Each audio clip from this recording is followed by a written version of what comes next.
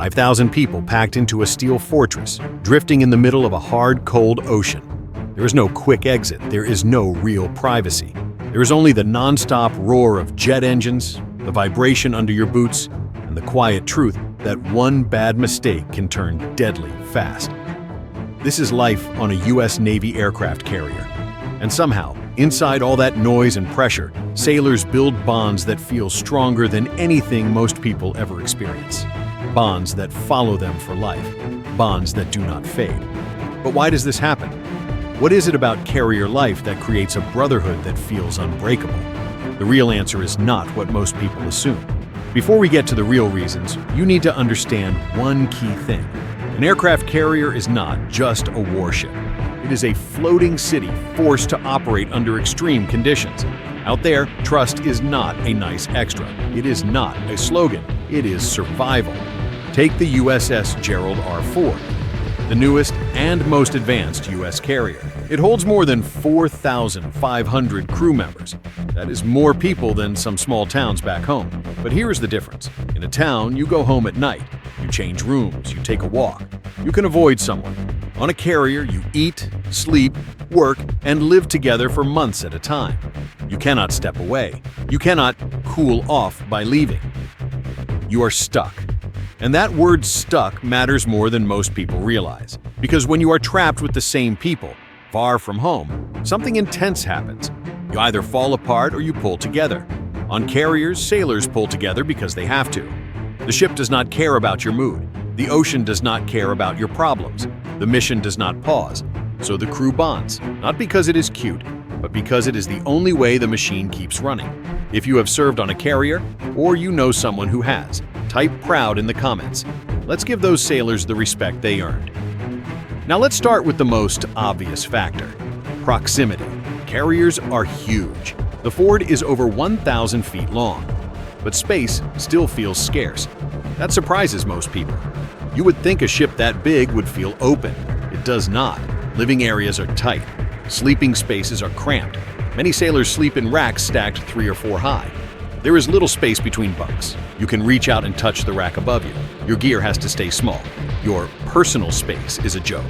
Privacy is basically gone. And this is still true even on modern carriers. The ship is advanced, but the living spaces are still packed. Sailors describe it as learning everything about the people near you, whether you want to or not. You hear someone breathe in the dark. You hear the small sounds they make when they cannot sleep. You learn who grinds their teeth. You learn who talks in their sleep. You learn who is stressed before they even admit it. You feel people around you at all times. This is not like having roommates. This is closer than most couples live. And that closeness does something powerful. In normal life, people hide parts of themselves. They wear a mask. They show the version that looks calm. On a carrier, that mask comes off fast. There is nowhere to hide your bad day, nowhere to hide your homesickness, nowhere to hide your fear. Everyone sees it. And here is the surprising part. The reaction is not always judgment. Often, it is support. Because everyone is dealing with the same pressure. Everyone is tired. Everyone misses home. Everyone is trying to keep it together. So instead of pointing fingers, people understand. That shared understanding starts building the first layer of trust. But proximity alone does not explain everything. Submarines are tighter, yet carrier sailors often describe something different about their bonds, something bigger. So what else is happening? The next factor is the mission. Carrier flight operations are dangerous even when nobody is shooting. Jets weighing tens of thousands of pounds land on a moving deck. The ship is cutting through waves. Wind shifts, deck motion changes, the margin for error is tiny. One wrong call, one missed signal, one lapse in focus, and someone can get hurt or killed. That flight deck is so risky that people call it some of the most dangerous working space on Earth. And sailors working there feel that risk every second. They do not get to forget it. It is always present. Think about what it takes to launch and recover aircraft again and again. There is the plane captain guiding a pilot with hand signals. There is the crew maintaining the arresting gear that stops a fast jet in a short distance. There are catapult teams launching aircraft over and over. There are people handling weapons. There are people fueling aircraft. Everyone is moving around roaring engines and spinning intakes. If one person fails, others can pay the price. Everyone knows it. That awareness changes how people treat each other. In that environment, you do not just work with your shipmates. You hand them your safety. You trust them with your life. And that kind of trust is not casual. It is deep. It is personal. It does not happen in normal jobs. It does not happen in normal life. On a carrier, it happens daily. Then there is shared sacrifice. When civilians think about military bonds, they often picture combat, a firefight, a dangerous mission, the brief moment where everything is intense. That does create strong bonds, but carrier sailors face a different kind of hardship. It is not just one hard moment. It is the long grind. Deployments can run 6 to 9 months. That means missing birthdays, missing holidays, missing anniversaries, missing everyday life. Kids grow, spouses handle problems alone, family members get sick. Life keeps moving back home while you are stuck at sea, working, sleeping in short chunks, and repeating the same cycle. And everyone on that ship is living it. The captain misses home. The new sailor in the galley misses home. Rank does not block the feeling. Everyone is paying the same kind of cost, just in different ways. On top of that, sleep is often broken. Long shifts are normal. 12-hour days can become routine. Sometimes it is more. Sleep loss changes people. It makes small things feel bigger. It makes emotions sharper. It makes tempers shorter.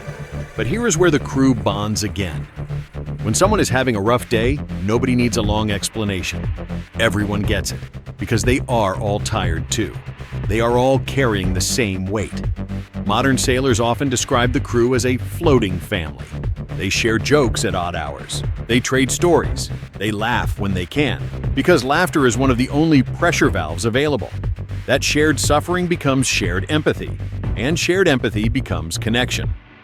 Before we go deeper, take a second to like the video and subscribe. Most people watch without subscribing. It costs you nothing, and it helps us keep making content like this. Now here is something that surprises many people. Even with all that stress, carrier sailors often talk about pride, deep pride. Pride becomes part of the bond. Think about what an aircraft carrier represents. It is not just another ship. It is one of the clearest symbols of U.S. power. When a carrier shows up near a crisis, the world notices. Allies feel safer. Rivals pay attention. A carrier can change the situation just by being there. That is not theory. That is real. And the sailors know it. They are not just turning wrenches and standing watch. They are part of something bigger than their own life. When they pull into port overseas, people gather to see the ship. Cameras come out. The carrier becomes a moving landmark. The crew feels that. They feel the weight of what they represent. That shared purpose adds another layer to the bond. When you believe the mission matters, you connect differently with the people carrying it with you. Now let's talk about carrier culture, because it matters more than outsiders realize. Life below deck really does feel like a city. There are galleys serving massive numbers of meals every day. There are laundry spaces, clinics, dentists, a post office, gyms, small hangout areas, little pockets of normal life inside a machine built for war. And those small things build connection. They let sailors meet people outside their job. A person working engines might lift weights next to a cook. A radar tech might end up talking to someone from medical. People mix in ways that do not always happen in other units. Those crosslinks strengthen the crew, because it becomes harder to see other departments as strangers. Then there are traditions. Crossing the equator events, steel beach gatherings on the flight deck, holiday celebrations done in a strange way, but done anyway. These moments are not just fun. They create shared memories. Years later, veterans still talk about them with a certain look in their eyes, because those moments were bright spots in long weeks of repetition. Leadership also plays a part. On a carrier, sailors notice if leaders care. When leaders walk the ship, listen, and fix problems, it sends a message. You matter. Your work matters. You are seen. When people feel respected, they connect more to the group. They fight for the team, not just for themselves. Now here is a major factor that makes carrier bonds unique: the mix of experience levels. A carrier is always changing. People rotate in and out. New sailors show up. Officers switch roles. Some leaders are new to the ship. Some sailors are brand new to the Navy. On paper, that should weaken the crew. It should create confusion. But it often does the opposite, because new people must learn fast, and experienced sailors must teach fast. There is no time for waiting. The mission keeps going. So, teaching becomes a culture. Mentoring becomes normal. A petty officer with a few years of experience becomes a lifeline to a new sailor. Then, months later, that new sailor becomes the one helping the next person. When someone teaches you a skill that keeps you safe, you remember them. When someone corrects you before you make a mistake, you respect them. That cycle builds trust. It builds gratitude. It creates a chain between people who served at different times, but under the same pressure. Now we need to talk about stress and mental health because carrier life tests the mind. Long isolation, noise that never fully stops, tight spaces, no quiet walk outside, no quick reset. For some sailors, it becomes heavy. The important part is how crews respond. Support is real. Medical teams and counselors exist for a reason. Chaplains help. Ship programs exist to keep people steady. And when sailors see that the crew does not abandon someone who is struggling, trust grows. It sends the strongest message possible. You are not alone. This is not just a job. This is family. There is one last factor that hits hard when sailors return home: the contrast with civilian life. After months of intensity, home can feel strangely quiet. People back home worry about normal things: traffic, small problems, online drama. That does not mean those problems are fake.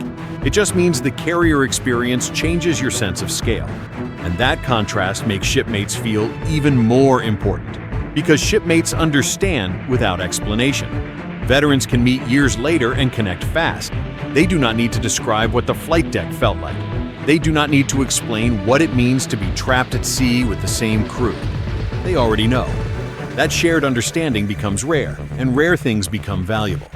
So why do carrier sailors form such strong bonds? It is not one single reason. It is the closeness that strips away masks, the danger that demands trust, the long sacrifice that creates empathy, the pride of serving on a symbol of national power, the city-like culture that builds community, the mentoring cycle that forces people to care, the support systems that show real loyalty, and the contrast with the outside world that makes shipmates feel irreplaceable. Other parts of the military form deep bonds too. Infantry units, special operations teams, sub-crews. But carrier life combines so many bond-building forces at once, and it does it for months on end. That is why carrier sailors often call their shipmates family, even decades later. Right now, out on the ocean, those bonds are being forged again. Young sailors are learning the same lesson thousands learned before them. The hardest seasons of life often create the strongest relationships. They serve without comfort. They serve with the pressure always there. And they serve beside people they will never forget. If this story hit you, like the video and subscribe. These sailors deserve to be seen. Their service deserves respect. And the brotherhood they build in the middle of the ocean deserves to be remembered.